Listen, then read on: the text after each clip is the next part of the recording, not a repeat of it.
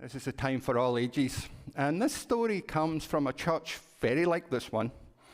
And it was a church where they would have what's known as the Christian communion, where they would bring bread and wine forward.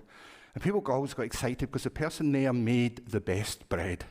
And everyone was really loved the bread. And so they were waiting in the sanctuary, and he always would bring them from the kitchen. It was baked, and it was a gorgeous smell.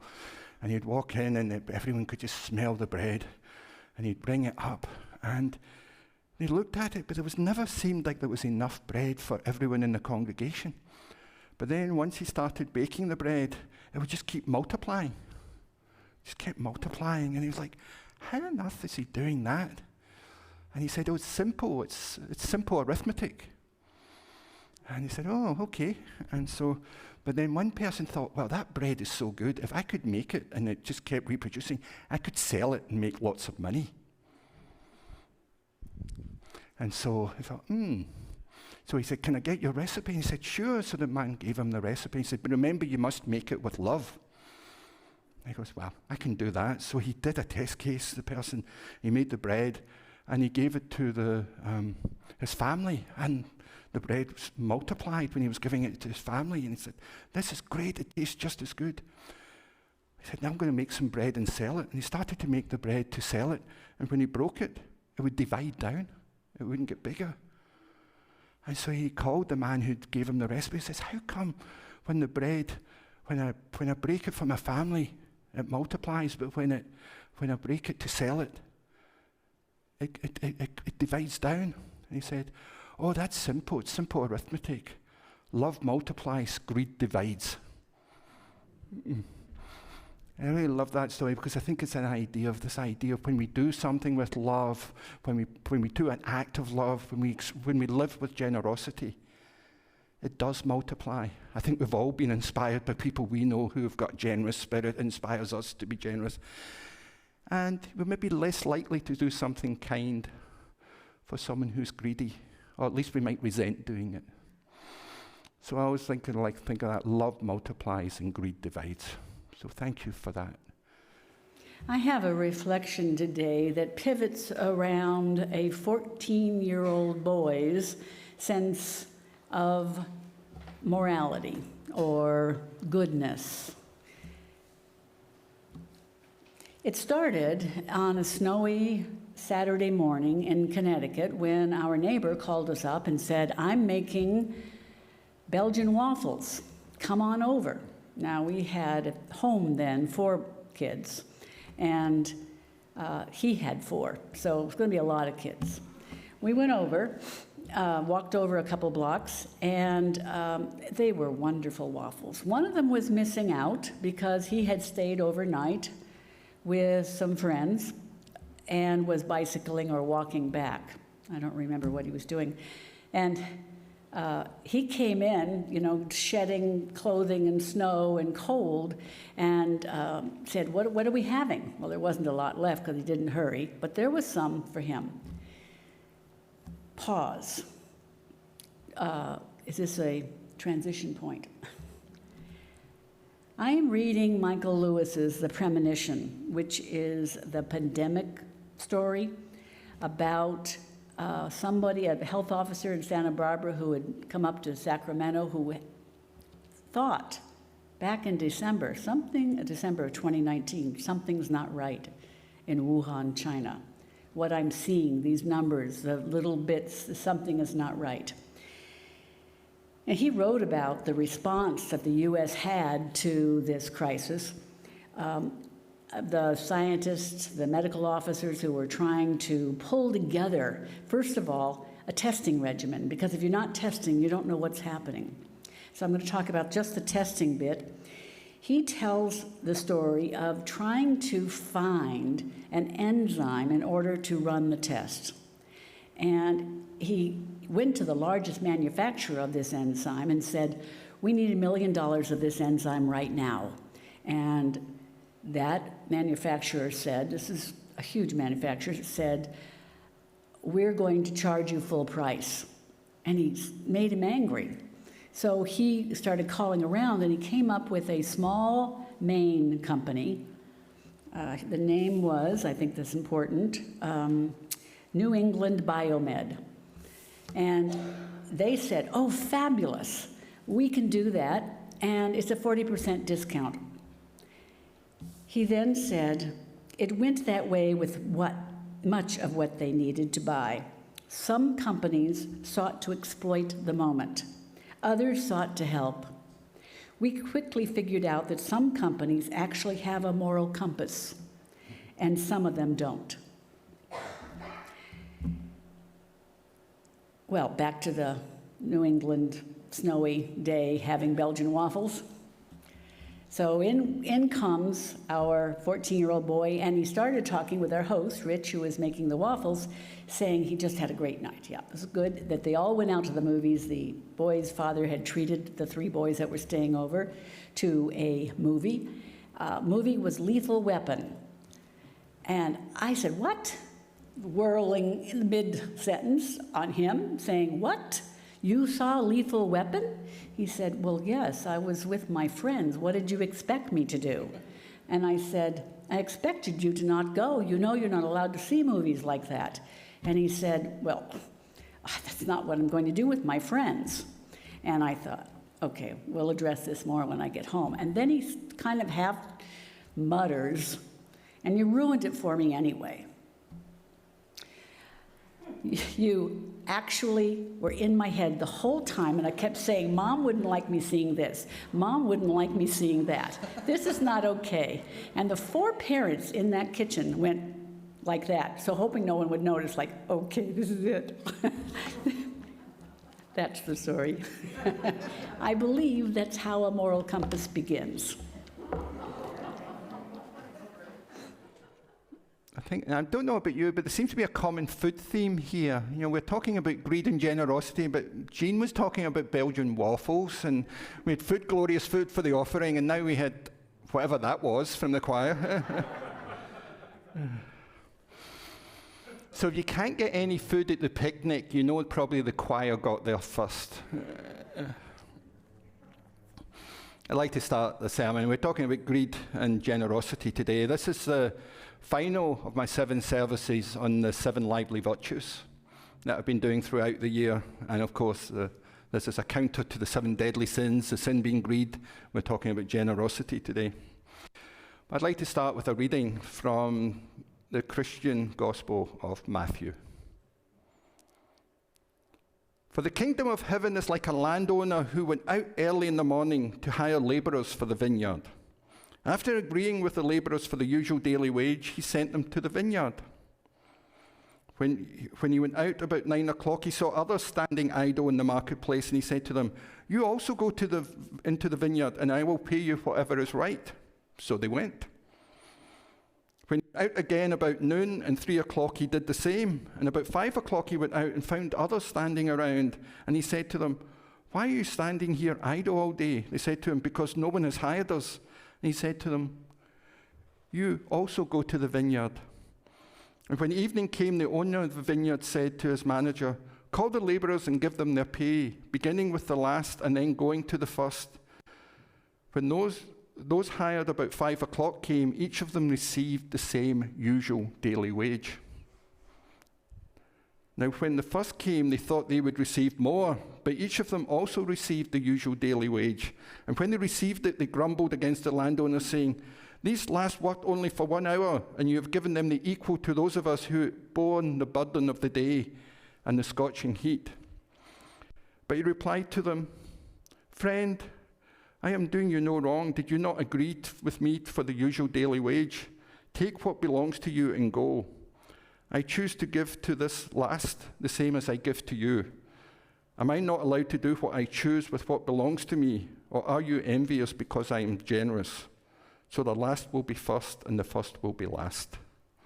Those are the words from the Christian Gospel of Matthew. It's a story of the laborers in the vineyard. I actually find that story really challenging. Because we often think we strive for equality and equity, but we also want fairness. And it doesn't seem like a fairness of someone working an hour getting the same wage as someone working 9 hours. So what is that relationship between fairness and equity. It's not easy. I think to really achieve equity, you look at something like affirmative action, it's not that you treat everyone the same. You treat everyone to what they need, but you want that idea of fairness. So I think generosity, like greed itself, it's got a flip side. There's a problematic side to generosity for just, if you just give everything away, you can't live. But I think those of us who have, people in our lives who struggled with addiction, we found that we can be too generous. It could be a loved one, it could be a family member, and we often realize that our generosity may not have been helpful for them. At some point, you have to say no. And it's hard because I think we want to be a kind person, and even in a case where we know we're doing the right thing, it can be hard because we strive to be generous, we strive to be kind, we strive to be loving. So there's a relationship between love and generosity that's quite a complex one, as many of us who are parents know. Your story of the example, the moral compass, giving people a moral compass is not easy. You have to make hard decisions, and yes, you maybe play that voice of guilt that I shouldn't be doing this. My mum knows it's not the right thing to do. So there's a balance there. Like, greed is not all bad in itself either, because we do need certain things. And there's a fine line between greed and enlightened self-interest, because we all do need the basic necessities to live. And that's something that we all strive for. And so once you get beyond that, those needs, then we get into the situation of wants. And I think one of the key spiritual growths that we all go through is being able to identify what's a need and what's a want. And I think that's a lot of why we come to church, is a lot of how we wrestle with what do we want and what do we need. And there's a difference between, generosity, doing generosity out of guilt and doing generosity out of gratitude. I think the offering that we have, it's often a reminder of the gifts we have. Every time we put something in the offering basket, every time we make a donation to a non-profit or to the church, it's a reminder. If we can do it with gratitude, it's a reminder of the gifts that we have in our life. And so how we give is just as important as what we give. Because if we give with love, if we give with kindness, if we give with gratitude, if we give with appreciation for all the life gifts that we have in our life, it is a reminder of the richness that we have in our life. Because generosity is a virtue about giving good things to others freely and abundantly. It's about action and attitude. Ultimately, it's a basic orientation we have to life. And what that generosity is, what we give can vary. It can be money, it can be food, like seems to be the focus of the choir. It can be possessions, it can be time, it can be attention, it can be emotional availability. That is a gift when we are emotionally vulnerable and we give to others. But the idea of all generous acts is hopefully to enhance the well-being of another. That's ultimately what generosity is. I think one of the great stories of idea of generosity, it's not the main thrust of the story, but it's my interpretation of the story, and it's the story of Jesus and feeding the 5,000. Most of you know the story. Jesus was speaking to the 5,000, and it was getting late at night, and they were far from the village. And his disciples got worried that, how are we going to, they need to go home and eat before it gets dark. And Jesus said, no, we've got enough here. And he said, let's see how much food we have. And they had 5 loaves and 2 fish. And said, let's just bring that together and we'll feed the 5,000. And ultimately, everyone got fed and was satiated. Of course, in the Orthodox Christian thinking, that was a miracle that proves Jesus was divine. That's not my interpretation. I don't see that kind of supernatural act having. I wonder if someone like Jesus, who was a great leader, who was altruistic, who was optimistic, who was idealist, and he had positive energy. I wonder if he inspired people to be generous. People found, oh, I've got bread here, I've got this here, and between the 5,000, they were able to, through a generosity of spirit, they were able to feed one another. That's the interpretation that I like in that, even though it may not be the typical one, because I think we have seen that. We look at this community, the gifts that people bring here to make it happen. That picnic is going to happen. And it's not through a miracle. Well, it's through a miracle. It's through the miracle of many people working to make it happen. But I think that's the generosity of spirit I think we try and nurture in religious community. And I think that's the generosity of a spirit that I can see at work. And they're inspired, yes, by a great leader, but ultimately it's a community that was taking care of one another. And it's hard to be generous. It's hard to be altruistic. It's hard to be optimistic. It's hard to be idealistic. And it's hard to have a positive attitude because there's so much in our culture that reminds us of scarcity. Our consumerism culture makes it hard. It makes it hard to really discern how do I want to spend our money, and it's hard to recognize our own self-worth. Because ultimately, so much of the advertising is to make us feel bad and inadequate. I remember a friend of mine, he's from Scotland as well, and he was here in California, in Southern California for 3 years, and he went back to Scotland. And I visited him when I was back. One time I was asking him, well, what's it like being back in Scotland? He said, oh, it's hard. There's a lot of things I miss about the United States. But I certainly don't miss getting told my teeth aren't white enough, my car's a junker, my house is filthy, and I smell bad. He said, I don't miss getting told all of those things on a daily basis from the television. And I knew what he meant. The advertising, and it's just as bad in Britain now, it's designed to make us feel inadequate unless we buy this product. And it takes a lot of strength to have our own opinion and not go that way. And then the other thing you see in our society is that just inequity of money. I mean, if you look at the labourer in the vineyards, like someone does work for the same amount of hours and gets 350 times the pay of another worker, and I'm talking about CEO salaries in this country. It does not seem fair, and it does not seem equitable. 350 times. And Sally McFaig, in her wonderfully titled book, she's a Christian ecofeminist, and Sin, Evil, and Economics.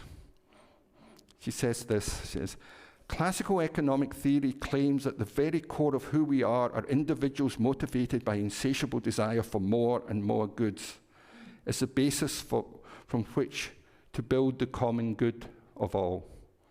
From the selfish desires of billions of human beings turning the earth's resources into goods for sale, prosperity for all will presumably come eventually. She goes on to say, this vision of the good life, however, neglects two huge facts: the just distribution of Earth's resources as well as the limits of these resources. We now know that these matters are not mysteriously taken care of by the invisible hand of economics. On the contrary, the insatiable greed of billions of human beings causes horrendous injustice to other creatures, human and non-human, as well as undermining the sustainability of the planet itself. Those are the words of Sally McFaig. And I think that rings true. We see the hardship caused for so many. We have people in Redwood City that are hungry. We collect food regularly here to distribute to those people. But then you go to the store and there's not a supply problem. We keep hearing about supply chain problems, but you go to the supermarket, the food's there, yet there are people in our culture, in our country, in our community that are hungry. And then there's the housing problem. As we all know, the price of houses here, it's just astronomical, be it rent or for purchasing. And these are basic rights. I don't think any of us would argue that people need enough to eat and a home to live in. And we have the homes. I always walk by these huge office parks with the lights on and empty buildings. There's buildings available. But we decide as a culture that we are not going to allow people to have those homes. So there really needs to be a switch of attitude, because I don't think we're a culture that's generous anymore. the insatiable needs of individuals is not helping those most in need. You always hear that, well, a rising economy will raise all boats. But I think for the point that misses is some of us are living in capsized canoes. And we're just living in the wake of single occupancy boats. Because wages have essentially remained flat for the last 30 years. And housing, healthcare, and education costs have soared. I think the needs of the poor need to be made a priority over the wants of the rich. The needs of the poor need to be made a priority over the wants of the rich. And in liberation theology, which grew out of the Catholic faith, but is strongly influential in Unitarian Universalism, is called the preferential option for the poor.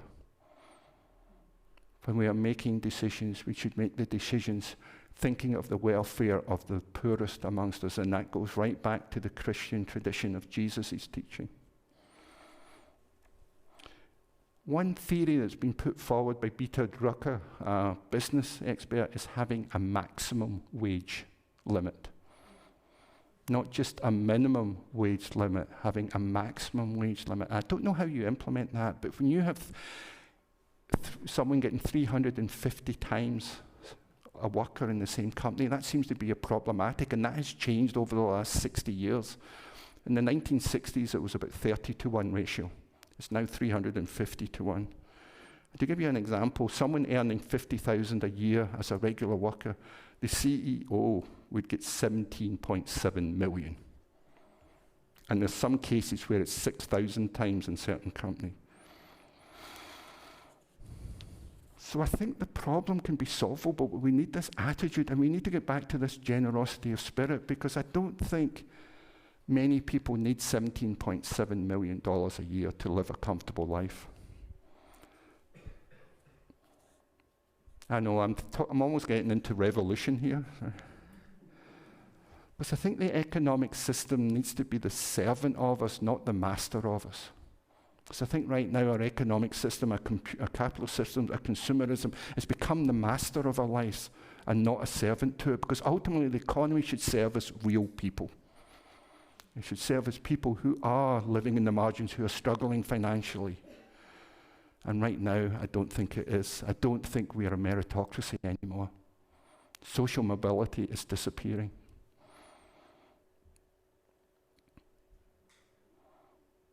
So I think ultimately we all need to work as a culture and as individuals in distinguishing between our wants and our needs. Can we practice a sense of generosity of spirit by recognizing the abundance and gratitude for what we have amidst this barrage in our culture of scarcity? Living with a generosity of spirit, with a gratitude for what we have and for the opportunities that life and the universe presents us on a daily basis. And one way we can recognize this is a religious tradition of fasting. Some traditions, in the Christian tradition and the Catholic tradition, they have fasting as part of it. And fasting is a great way of identifying what do you really need and what's important to you. I mean, we fast for a few hours. It can be a fast of social media. It can be a fast of food. It can be a fast of not spending. I always liked the day after Thanksgiving, the Buy Nothing Day was a movement that's quite big. It originated in California. But fasting is a way of identifying what is really of value to it. And I did it for Lent a few years ago, where I didn't do it by half measures. I gave up coffee, alcohol, and sugar. And my wife promised me never to give up coffee again, because she said I was so grumpy. The others were not a problem, but yeah, giving up coffee was hard. But you realize that, there's a craving there that was probably beyond healthy. But I think that idea of fasting, if you want to try and give up something, think of the religious idea of fasting, of not spending, of perhaps of giving. And the American Buddhist Jack Kornfield says there are three things we need to learn to live fully, to love well, and let go. live fully, love well, and let go. So I invite us all to think, how do we nurture ourselves? How do we identify those needs that we have and distinguish them from the wants? Because then wants can be an optional choice that we make. We can be grateful for what we have because it's enough. We can be intentional about what we do. Because I think sometimes we worry that we're not doing enough. Perhaps we're not helping the church enough. Perhaps we're helping the church too much. And perhaps we need to take steps back to really find a good balance in our life, the balance between generosity and greed.